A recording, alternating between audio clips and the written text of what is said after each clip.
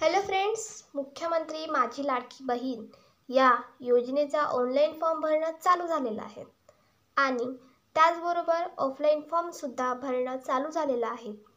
पण तो कसा भरायचा आणि तो फॉर्म कुठे मिळणार आणि तो फॉर्म मिळाल्यावर त्याला कोणते डॉक्युमेंट्स जॉईन करायचे ते सर्व जाणून घेऊयात आणि तो फॉर्म कसा भरायचा याची A to Z प्रोसेस माहिती जाणून घेऊयात.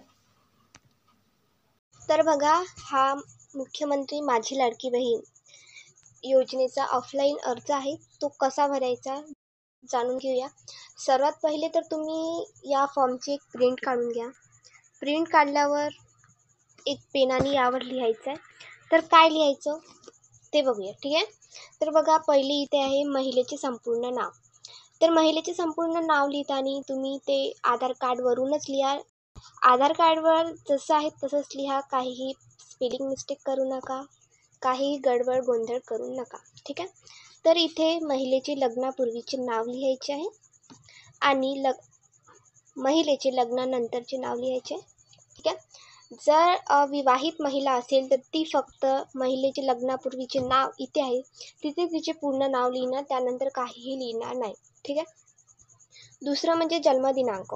तर पहिले आहे दिनांक, महिना, वर्ष. तर इथे बरोबर दिनांक, इथे महिना आणि इथे वर्ष लिहायचं आहे, ठीक आहे. अर्जदाराचा संपूर्ण पत्ता. अर्जदाराचा संपूर्ण पत्ता हा आधार कार्डच्या बॅक साईडला आहे. तो जसा आहे तसाच इथे लिहायचा आहे, ठीक आहे. तर बघा, चौथं म्हणजे जन्माचं ठिकाण, ठीक आहे. तुम्ही जिथे जन्मलेले आहात इथे तिथे तुम्ही ठिकाण लिहू शकता. नंतर इथे जिल्हा लिहायचा. इथे गाव असेल तर गाव, शहर असेल तर शहर इथे लिहायचं आहे. पंचायत नगरपालिका इथे लिहायचं आहे. जर तुम्ही गावातले असाल तर इथे तुमच्या गावाचं नाव लिहायचं आहे आणि इथे पिनकोड लिहायचं आहे. इथे तुमचा मोबाईल क्रमांक लिहायचा आहे. मोबाईल क्रमांक तोच लिहा जो तुमच्या आधार कार्डला अपडेटेड आहे, लिंक आहे. जर तुम्ही अदर कोणताही लिहिला तर तुम्हालाच त्रास होऊ शकतो समोर, ठीक आहे. आणि इथे आधार कार्ड क्रमांक लिहायचा. म्हणजे शासनाच्या इतर विभागामार्फत राबविण्यात येणाऱ्या आर्थिक योजनेचा लाभ घेत आहात का. तर बघा, याआधी तुम्ही कोणताही लाभ घेत असाल, तुम्हाला सरकारकडून कोणतेही लाभ घेत असाल तुम्ही, तर इथे होय करा आणि इथे तुम्हाला दर महिन्याला किती रुपये मिळतात ते इथे लिहायचं. जर तुम्ही कोणताही लाभ घेतलेला नाही आहेत किंवा घेत नाही आहात तर इथे सरळ नाही लिहायचं, ठीक आहे. नाहीला अशी टिक करून द्यायची, ठीक आहे. आणि इथे 8वं म्हणजे वैवाहिक स्थिती. तुम्ही विवाहित आहात तर विवाहित, घटस्फोटी आहात तर घटस्फोटी, विधवा आहात तर विधवा, परित्यक्ता आहात तर परित्यक्ता आणि निराधार आहे तर निराधार इथे लिहायचं आहे आणि इथे टिकसुद्धा करायची आहे, ठीक आहे. 9वं म्हणजे अर्जदाराचे बँक खाते असल्यास बँकचा तपशील.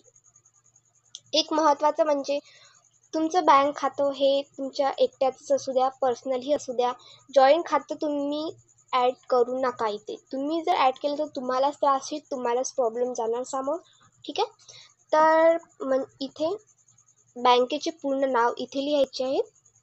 बँक खातेधारकांचे नाव इथे, बँक खाते क्रमांकाचं आणि IFSC कोड. हे IFSC कोड वगैरे तुम्हाला तुमच्या पासबुकमध्येच भेटून जाणार, याची काही चिंता. आधार कार्डला क्रमांक बँक खात्याला जोडले आहेत का. जर तुमचं आधार कार्ड हे बँक खात्याला जोडले असेल तर होय करा, नाहीतर नाहीवर टिक करायचे, ठीक आहे. आणि चौथं म्हणजे नारी शक्ती प्रकार. तर यामध्ये तुम्हाला सरळ सामान्य महिला म्हणून टिक करायची आहे, ठीक आहे. आणि हे डॉक्युमेंट्स आहे, पण आता ही अपडेटेड झाली आहेत तर समोर बघूयात की कोणते जॉईन करायचे आहेत. आणि हे सर्व माहिती, हे सर्व अर्ज तुमचा भरून झाला की नंतर येतात हमीपत्र. हमीपत्रावर ही सूचना वाचून घ्या. तुम्ही यावर टिक वगैरे करा. इथे टिक करा जे असेल ते, इथे सर्व बॉक्समध्ये टिक करा आणि टिक केल्यानंतर इथे तुमची सही करा. इथे तुमची सही करा की तुम्ही सर्व वाचलेलं आहेत आणि तुम्ही पात्र सुद्धा आहात, ठीक आहे. आणि हे सर्व झाल्यानंतर हे सर्व झाल्यानंतर कोणते डॉक्युमेंट्स जोडायचे ते सांग. सर्वात पहिलं आहे आधार कार्ड, त्यानंतर रेशन कार्ड.